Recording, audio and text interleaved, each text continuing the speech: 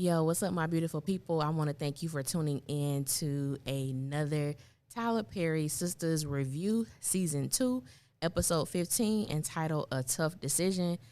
They did something in this studio, so if you guys hear like this echoey sound, I hope you can't, because I'm going to try my best to remove it when I edit this. So hopefully you guys don't hear it. I hope it does not affect the entire video. But I want to thank you for tuning in. Thank you for all the new subscribers. Thank you for liking, sharing, and commenting. I greatly appreciate it. Y'all know how I do. We're going to get right into this review.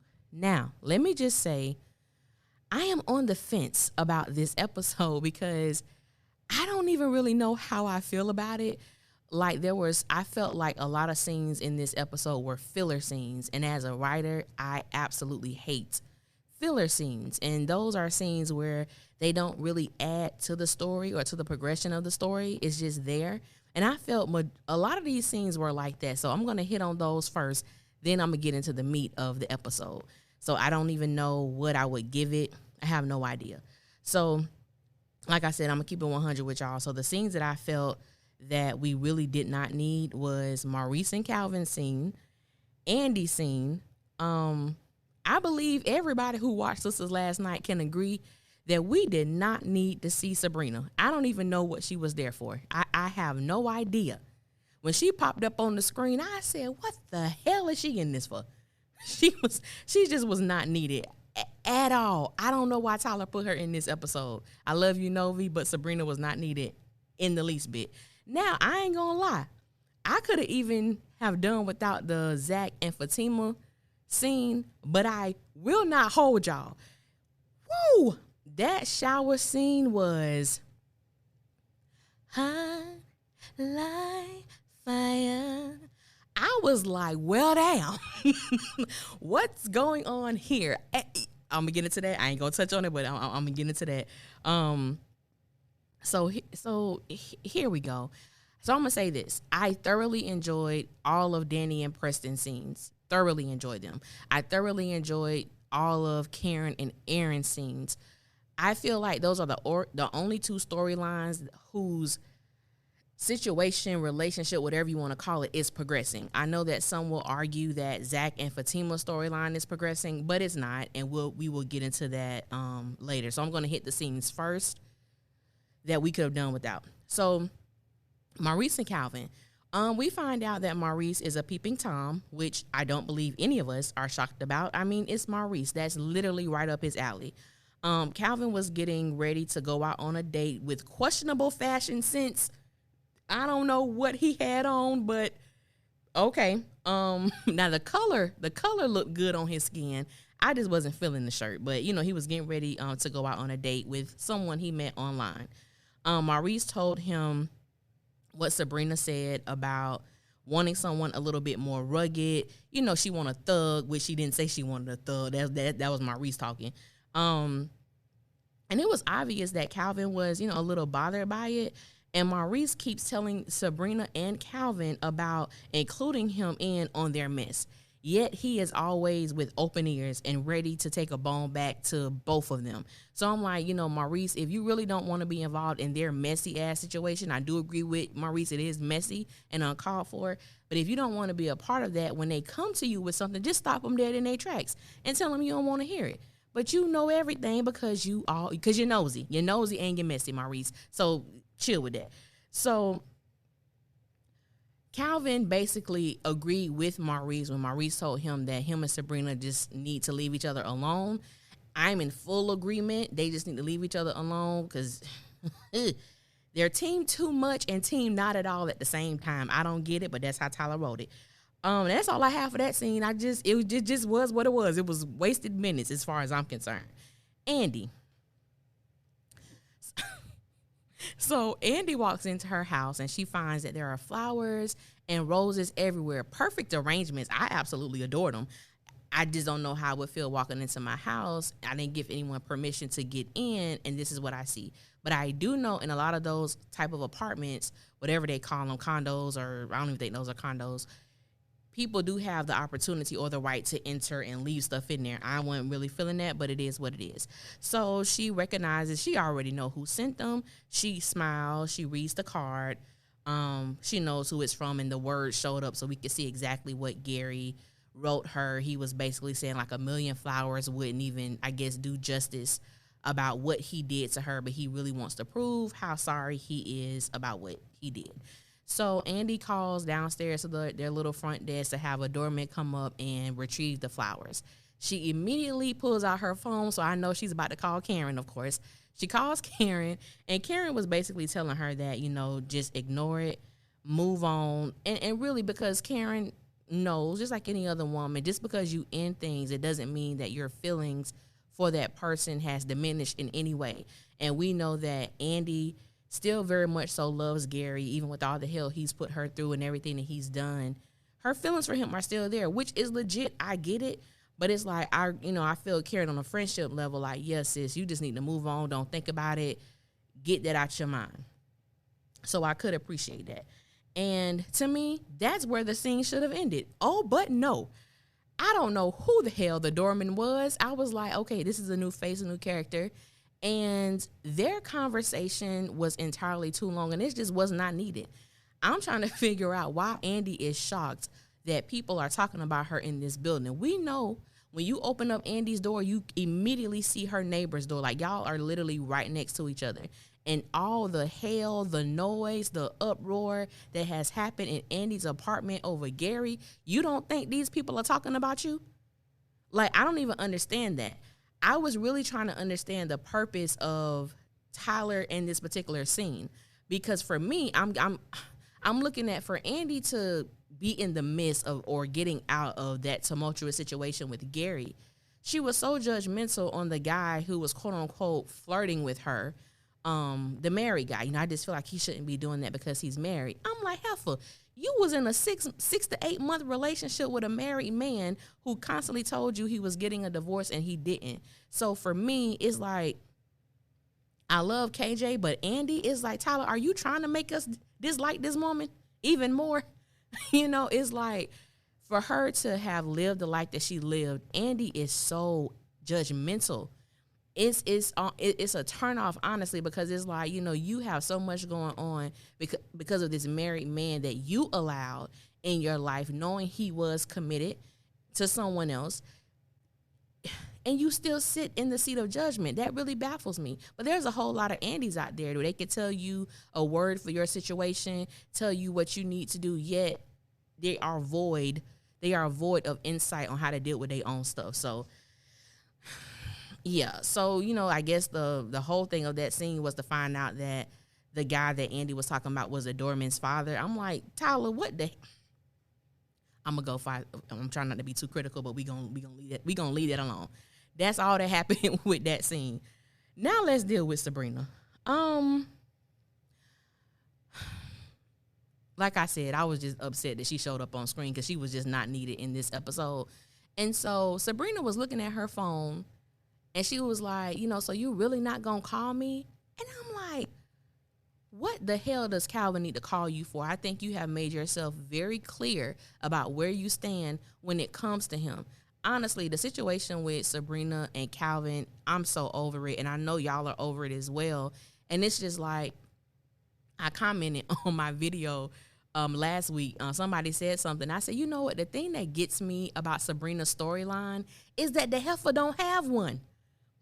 Sabrina has no storyline. Like, she's just floating along in the episodes with no foundation. I'm like, Tyler, what are you doing with this character?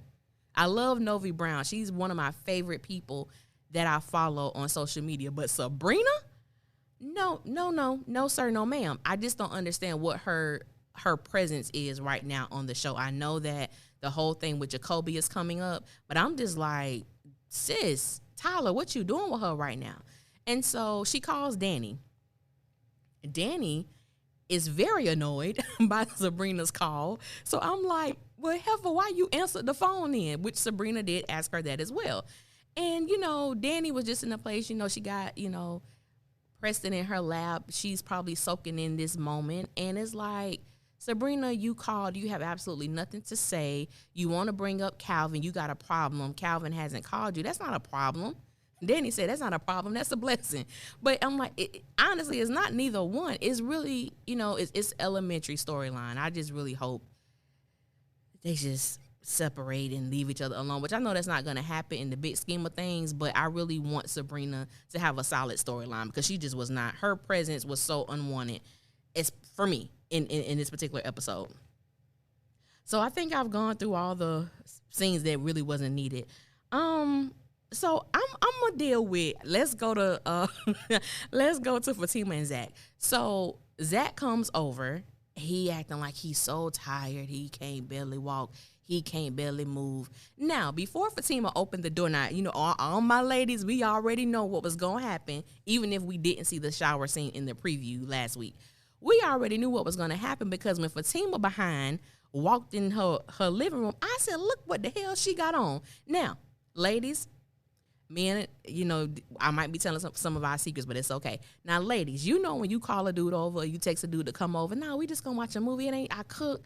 Because that's what she told him. She cooked. You come over, we, you know, whatever. Men, based on our attire, you know whether the hell we want to watch a movie or not. Looking at Fatima, that heifer was not trying to cook. She wasn't trying to watch no movie. She wasn't trying to eat. She was trying to get ate on. So, fellas, I'm helping y'all out. You get invited over to a woman's house. Based on what she has on, let you know how she want the night to go. If baby girl got on a onesie, you ain't getting none. Point blank, period. So if she dressing like Fatima, she's showing a little skin, she got on something a little tight, you know what I'm saying? You have a pretty good chance that you going to get some. I'm just putting it out there. So we knew what Fatima wanted. That was the only reason why she invited Zach over. So they go to the shower and they go to the bathroom. And Zach is basically like, you know, he wanted to thank her. She asked him, like, what's gotten into you? And he was like, you know, just on the ride over here, you know, I was just thinking about it. I just thank you for encouraging me like the right way, you know, because for the past 3 years, I just had my ex in my ear just bitching. I said, see, you know what, Zach, even when I try to really feel you, you got to consistently bring up Karen and what she did, how she treated you. And now I am very leery of men who constantly talk about how their ex did them wrong because no one is 100% clear in a relationship. You're not 100. No one is 100% faultless. You know what I'm saying? So it's like, I hate that. Even for women, some women may feel, man, I did everything right. I did what he wanted. I gave him what he wanted. I didn't do anything. And sometimes we got to look a little deeper to say, yeah, I did do something. I let it go on longer than it should have. I should have been ended things. I didn't say certain things and I knew what was going on for the sake of keeping him around. Whatever it may be, no one is 100% faultless. So, you know, Fatima was like, no, this is a no ex zone. I'm not getting in the shower. He was like, yes, you are. We are here. Anyway, okay. Now that shower scene, they had a baby. I was like, my God. But this what got me to, I said, Fatima, you done broke all girl code, sis. You sucking peen. You don't do that. I mean, we do that, but we don't do that to somebody we've only known for 5 days. At least I don't. I was so blown by that. I ain't gonna lie. You know what I'm saying? Now, if he want to do it to you, okay. But you don't do it to him. Not in that short period of time, sis. I'm sorry. That is a treat. And that is not something that you give to anybody. And to me, Zach ain't did nothing to deserve that. That? And in the shower too? Shh. Baby, I said, Fatima, all your boss chick points. Now, you have none with me. Now, after that, you're done. You are. I couldn't believe that. But it was a hot scene, though. I got to, Crystal and DeVal did a wonderful job on that scene because that was a very, very hot scene. I got to give them props for that. That was really, really good. So now we're going to transition into Erin and Karen, who ain't getting none. Jesus. I said, now, Tyler, hey, they done been through a lot. They can't even, okay, we finna get into it. So Karen and Erin are at her house, and Karen is having a glass of wine, and Erin is having a glass of water. Poor baby, we know he can't drink. They revisited their hotel experience and the fact that they did not go all the way. And, you know, Erin did inform her that on that night that they were going to go all the way. And she was like, I felt so bad about that. And, you know, he was telling her there was no need for her to feel bad, you know, about what happened. And so Karen asked him, how was he able to abstain? And I liked his response because he was like, I was married for so long, like we know that Erin was married for 15 years to Fawn. And I guess when you're in a situation like that, it's almost like sex is never really a thought. It's a given. It's a given that you're going to make love to your wife. And so he told Karen that basically, he never really thought about it until her. Like, she is making him think about it. And not only that, making him think about it a lot. However, he did not want to complicate their situation by adding the element of sex to the equation. And then now Karen is in a place of making a decision. So I'm assuming the title of the episode was based on Karen and Erin's storyline. So Karen has to deal with the fact or decide if she can live a life of celibacy, basically. And the fact that Karen actually considered she considered and is considering living a life like that, it let me know that her feelings for Erin runs deep, probably more deeper than she's even willing to admit, because deciding to be celibate is not a decision you make for someone you like a lot or care for a little bit. That is a decision that you make with someone who you see yourself being with for the long run. And so I've been on both sides of that coin, but I'm gonna pause it right there. Come back to that. So, that scene for me, it was a needed conversation. And so someone was like, these messages, boy, I tell you. So someone messaged me and they were just like, something ain't right about Erin. I don't care what you say, something ain't right about him. All this time he been trying to get some Karen cat, and now he don't want to do anything. And I said, you make a good, sis, you ain't got to come at me. You make a valid point. I just believe that there is no doubt in my mind that Erin does not want to make love to Karen. I believe he still wants to. I believe his pursuit in doing that has changed. And so we still got to remember, too, when Erin was going through all of this, the death of Fawn was still very, very fresh. And I just think he was just not in his right frame of mind, in a sense. And I believe that now Erin is getting back to the core of who he is as a person. And I believe, honestly, that he's in love with Karen. And I believe that because he understands the seriousness of his feelings for her, he wants to do things according to him the right way. I believe he wants Karen to be his wife, but he also know that Karen is not there. She's not in that place. However, I think that Karen demonstrates the fact that I may not be where you are, but I'm willing to get there with you so that I can be that for you. So I really like that dynamic. So in the same scene, excuse me, in the same scene, they basically, Karen was open, she was honest. She was just like, I don't know if I could do it. And he said, well, what does that mean? She said, it means I don't know if I could do it. And so he was like, well, does that mean that you're going to sleep with someone else? And she said, no. Then she was like, well, we're not committed. So, and so he was like, no, we're not. And he basically told her that if she did sleep with someone, he would not like it.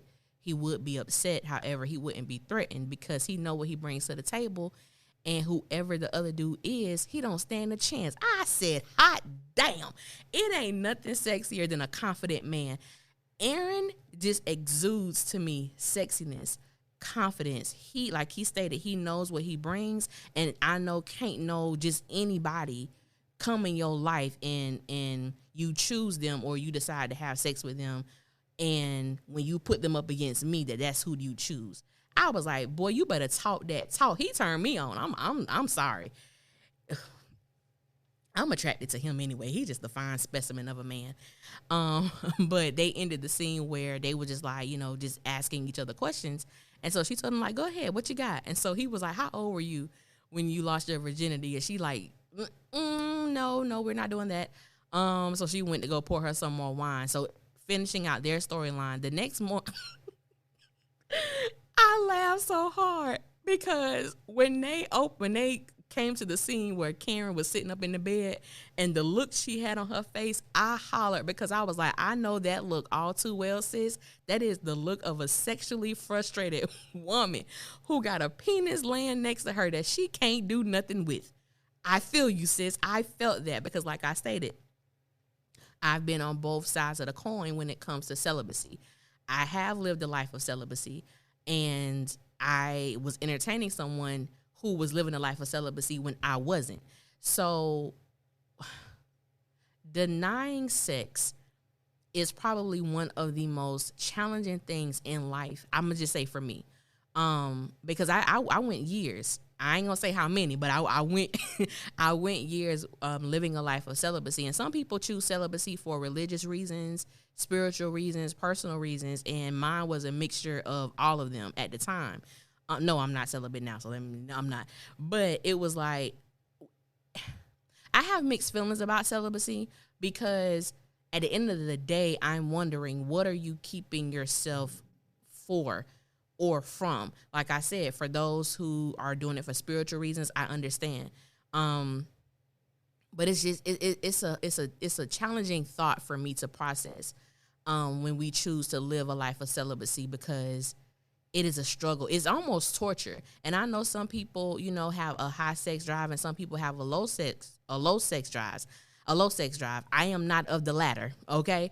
So because of how I am, and I know who I am very well, I could not date someone who was celibate. I don't think I could do it. I really don't think I could do it. Unless there was, I don't know. Ooh, God, please don't put me in that situation. But I don't know if I could do it. With Karen on that scene, she was like, Lord, this ain't gonna work. And Erin was like, what's not gonna work? Like, you got a hard on and you next to me and I can't do nothing with it. I can't have sex with you. And so that particular scene with them was very interesting, because we found out that Karen had been saying Zach's name in her sleep. Erin was like, you still are in love with him. And she was like, I am not in love with him. And the tone that she used, I really believe her. I don't believe that Karen is in love with Zach. I do believe that she has love for Zach and probably always will, even though she, pressed charges. And I do understand her plight, especially when she told Erin that she had been celibate. And this is her second time mentioning that she was celibate before she got with Zach, because she was tired of being taken from her and just leaving her with half of herself, and her having to rebuild herself again. So I understand even the more why she's so gung-ho on wanting to deal with Zach the way she's dealing with Zach. It was like, I went through so much hell before you. I was celibate. I saw something in you that made me decide to go against the decision that I made, got into a relationship with you only for you to dog me out like the ones before you did.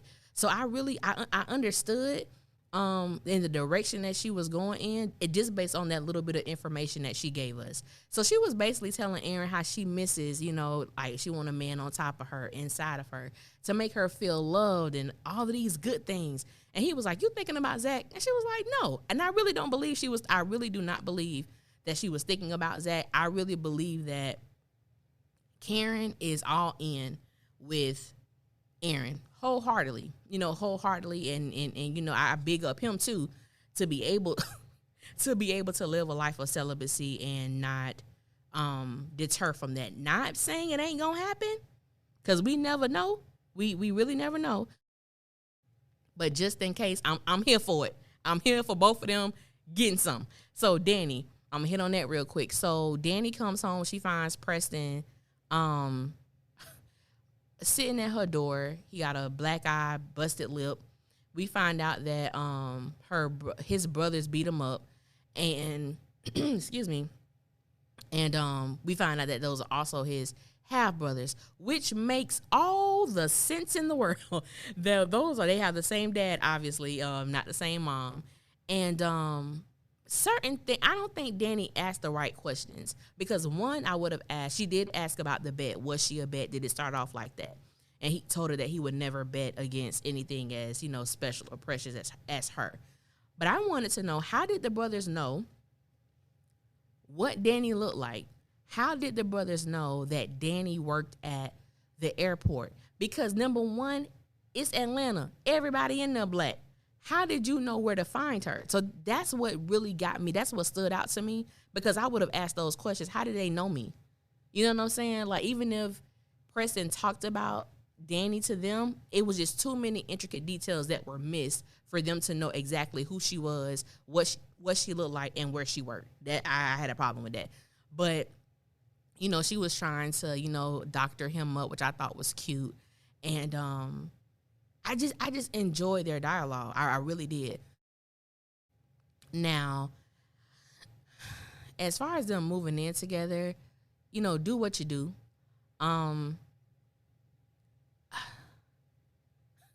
Then it was like her rent was $1,100 and he had to pay half. I was like, he's on some Dani, I'm gonna pay the whole thing. I was like, okay. A lot of not storylines. A lot of talk came out of that where people was like, oh yeah, Preston a real man, blah blah blah. And so this man was like, so y'all think Preston a real man because he gonna pay her rent because this how I feel. Okay, if you moving into my home, I'm not even gonna comment on that. I'm forget that. Anyway, I just think they're really cute, and I hope that Preston was honest about what he stated to Dani. It's always great to see Dani's softer side. I love that. Just like with Karen, it is always a pleasure to see her softer side. And when you're with the right man, they'll be able to do that. Just like on the scene with Karen and Erin, when she thought that he was mad at her, and it was the way that she said it, like, wait, are you mad with me? And he assured her, like, no, I think you're, whatever he told, I think you're amazing. And I love that. I love the vulnerability of Dani and Karen because they are the most strong-headed characters out of the four women, and I just love to see that other side of them. So I'm going to touch on this real quick because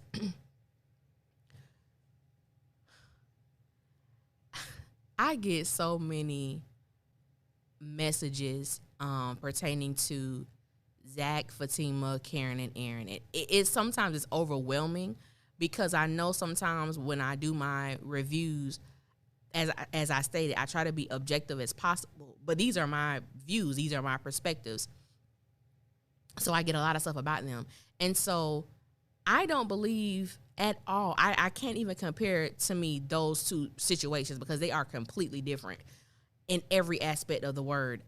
For me, when you look at Karen and Erin, they actually have conversations. So when you're talking about moving on, when you leave a situation and you get into another one, and you're talking about taking steps to move on really with someone, and for those who,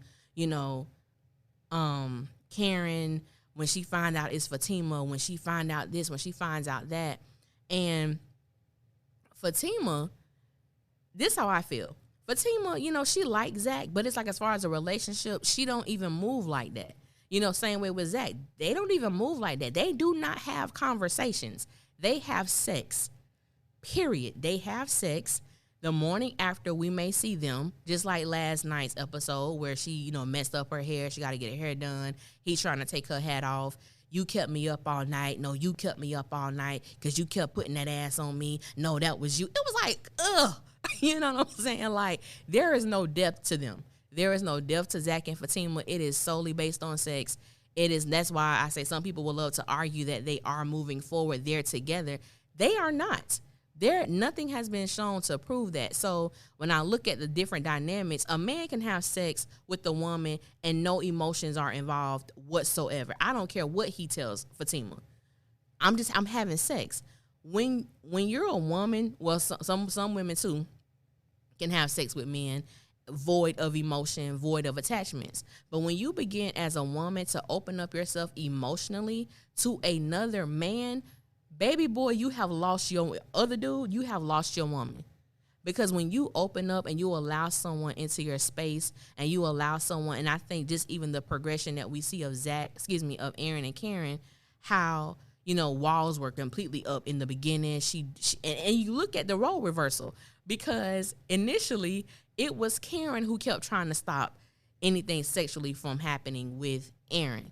Now she's on the other side where she wants something to happen with her and Erin, and now he's the one who's kind of putting a halt on everything. So I am interested to see how those dynamics go. I would love to see Zach and Fatima do something other than having sex, because at this point it's boring. There is no basis to them. So it's like, can we get them to do something else, honestly? And so we see that Fatima called Karen to get her hair done. I said, this shall be interesting. And the preview that they showed was, you know, Karen was telling Fatima about this guy she was seeing and how he's so nice and just how he kind of takes care of her. And Fatima was like, oh, yeah, me too. I said, wait a minute. wait. Fatima, why you lying? Zach has done nothing for her other than make it, and we all grown. If you're not grown, you shouldn't be listening to this review, and you damn sure shouldn't be watching Sistas. But we all grown. Other than making Fatima bust a couple times, what has Zach done for her? I'll wait. Yeah, you couldn't think of nothing either, huh? Okay. So I'm like, Zach is not, Fatima is coming, she's not getting anything. Busting a couple times, that's what she's getting. And so I might do another video for that because it's a lot of stuff with those two dynamics. They are so very different. We see Zach get arrested. Karen goes down to the police station and, you know, she files charges or whatever she does. I'm kind of confused at how Tyler is writing this because when you're dealing with fraud and you've already told the people that these are not your charges, you're disputing them, whatever, even though she may know who did it, to just arrest him, something ain't right. And even with, how did you know he was in this truck? Because the truck is registered to what they call chain breakers. So I'm like, Tyler get on my nerves. So God, that has to make sense because it just doesn't. I don't understand it. She doesn't know what kind of transportation Zach is driving. How they knew? I don't get it. I really don't get it. That part didn't make any sense to me whatsoever. But I definitely don't want to see Zach go down for something that he did not do. And on the other hand, I do understand why Karen believes that he possibly did it, you know, and so I'm not going to come down hard on her no more. I did that one time. It was more so about the darn grandfather stuff. But I don't know how I felt about this episode. I really don't. I would love to hear what you guys gave it out of a 10 because I've watched the episode 3 times and I'm still stuck.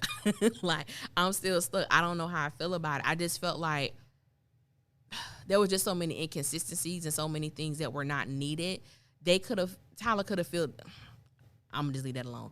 But I don't know how I feel about the episode, but I definitely would love to hear y'all thoughts about it. How did y'all feel about, you know, if you've ever been in a situation where you have decided to become celibate just for your own personal reasons, or you dated someone who was celibate? Do you ever see yourself becoming celibate? Like, do you think you can make it living that type of lifestyle? That was something I never thought that I could do. If someone would have told me that I would have been celibate, I would have laughed in their face because that was something I never saw for myself. And then when I made the decision and I lived my life based on the decision that I made, I really got an opportunity to get to know me, like to sort out my stuff that I had going on with myself. Not that I'm encouraging anybody to do that because I wouldn't do it again, but I do value the time that I did decide to do that. But I just want to thank you guys for tuning in. I hope I did not miss anything. This was a hard episode for me to really grasp my mind around. But like I said, I thoroughly enjoyed Preston and Dani. I'm interested in see where their relationship goes, and definitely where we are headed with Erin and Karen. But I did see after last night's episode, a lot of people changed their minds about Erin. They don't think he did the credit card thing anymore. So I'm interested to see what's going to happen with that. But yeah, we might not know until the season finale. But I thank you guys for listening. I thank you guys for your continued support. And until next time, I will holler at y'all later.